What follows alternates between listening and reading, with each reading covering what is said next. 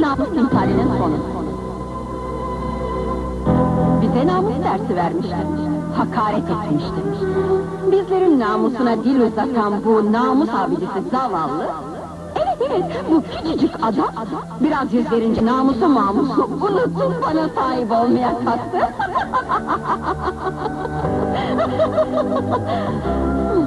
İşte bunların namusu. Minibüs şoförü ve ben. Ne güzel bir ikili. Ne güzel bir aşk. Tıpkı ucuz aşk romanlarındaki gibi. Herkes haddini bilmeli. Sen bir minibüs şoförüsün. Sen bir minibüs şoförüsün. Anladın mı?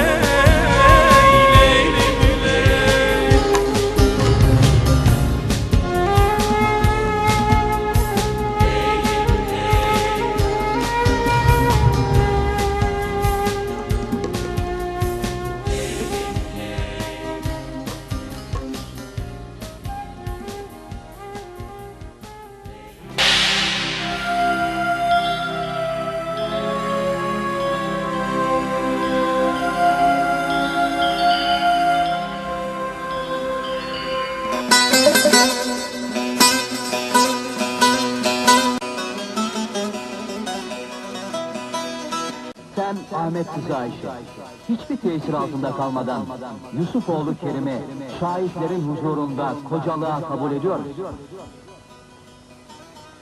Evet. Tükendi,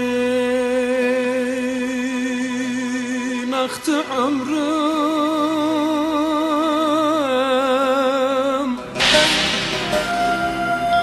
dilde sermaye olan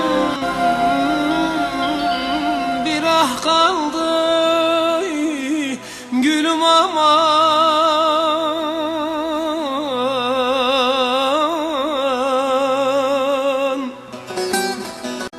Tükendi, aktı ömrüm, dilde sermayem, bir ah kaldı, gülüm aman, aman, aman. Sanırım derdimi lokmana gösterdim. Sanırım derdimi lokmana gösterdim, dedi eyvah eyvah.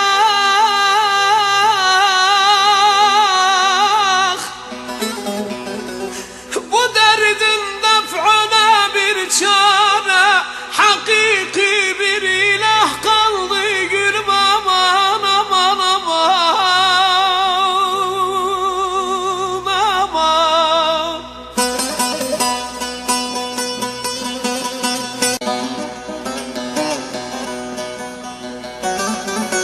Ne kara günlerde beni halk etmiş Mevlam, ne kötü günlerde beni doğurdun zavallı anam. Tutumdu şemsi baktım, gonca güllerim simsiyah kaldı, gülüm aman aman aman aman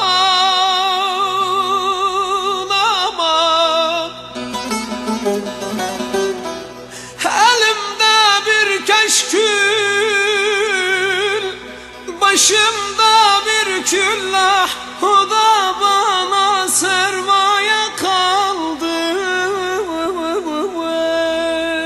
Aman aman, ölümün